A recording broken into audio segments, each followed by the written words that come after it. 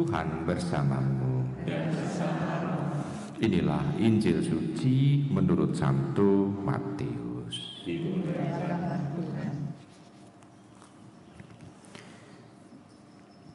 Inilah silsilah Yesus Kristus, anak Daud, anak Abraham. Abraham memperanakan Ishak, Ishak memperanakan Yakub, Yakub memperanakan Yehuda dan saudara-saudaranya. Yehuda memperanakan Peres dan Serah dari Tamar.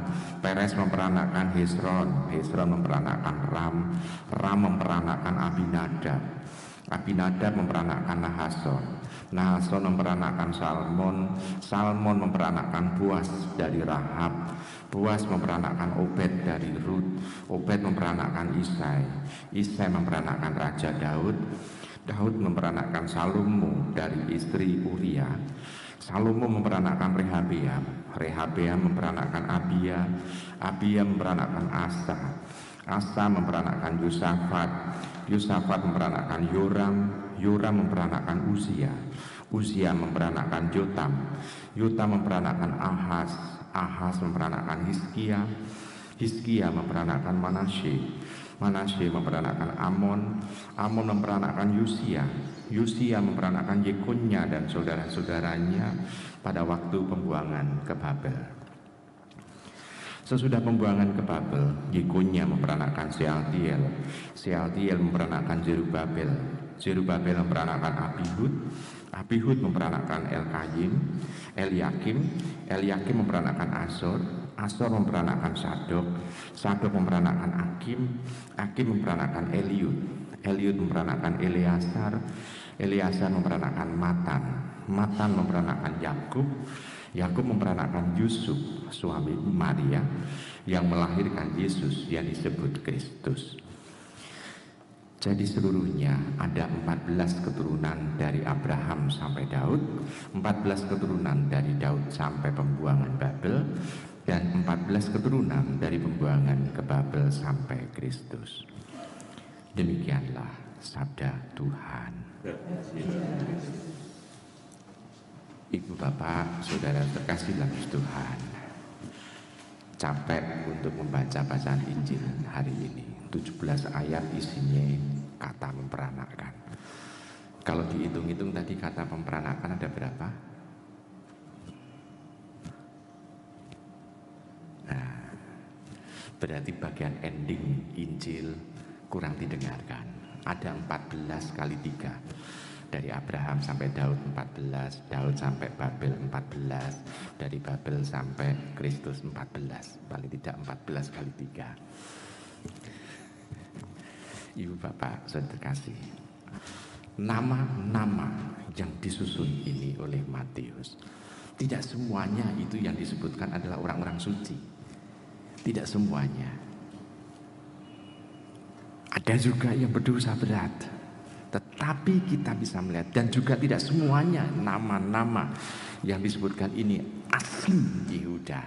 Paling tidak kita bisa melihat nama dari istrinya Boas, Boas yang melahirkan Obed dari Rut. Rut kan orang asing, jadi tidak semuanya. Jadi kita bisa melihat di sana silsilah dari Tuhan Yesus, dari Abraham sampai Kristus, ada berbagai macam.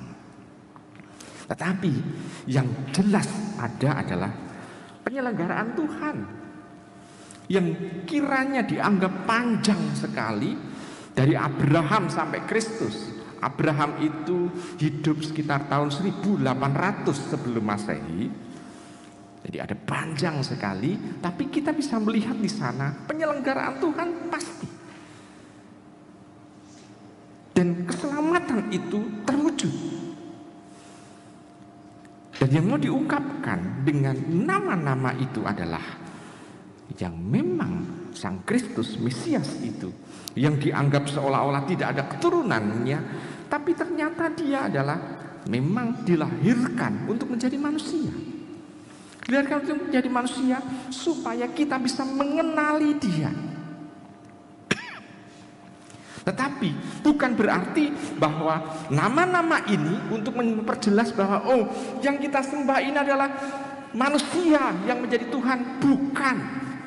Kita tidak pernah meminta manusia itu menjadi Tuhan, tidak. Tapi justru Tuhan yang mau untuk menjadi manusia. Pola pikirnya harus dibalik. Jadi bukan Tuhan yang dijadikan manusia, bukan manusia yang terus dijadikan dituhankan, bukan. Tetapi justru Dia yang Maha Tinggi, yang ingin untuk menyapa manusia supaya ditangkap oleh manusia, maka Dia menjadi Tuhan, itu menjadi manusia, supaya manusia bisa kenal, bisa tahu apa yang disampaikannya.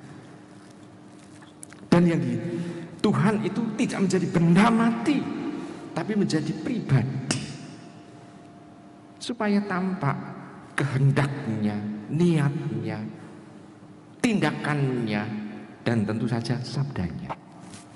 Nah, Ibu Bapak, Saudara, saudara kasih dalam Tuhan. Selain itu juga, ini juga memperkenalkan kepada kita, perkenalan supaya kita mengenal paling tidak keluarganya.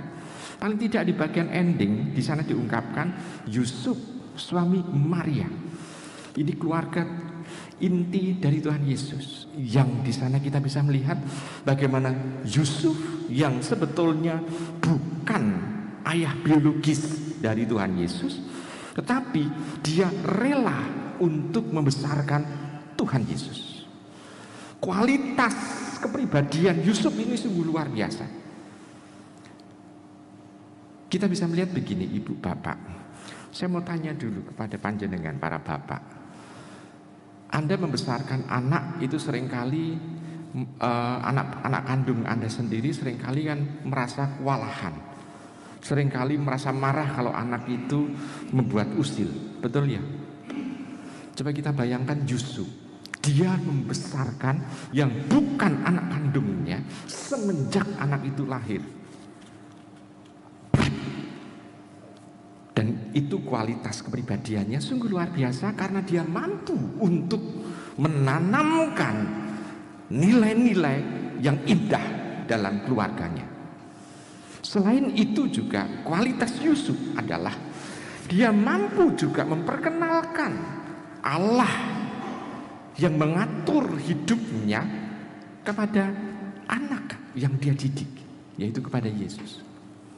Sampai kepada satu pemahaman nantinya pada saat usia 12 tahun Tuhan Yesus mengatakan, ini adalah sampai ke Yerusalem, ini adalah rumah Bapakku. Ada satu pengenalan yang dekat. Sedangkan kalau kita orang tua kadangkala kita memaksakan anaknya yuk ke gereja, tapi di gereja ngopo? Apakah kita juga memperkenalkan anak itu kepada Tuhan?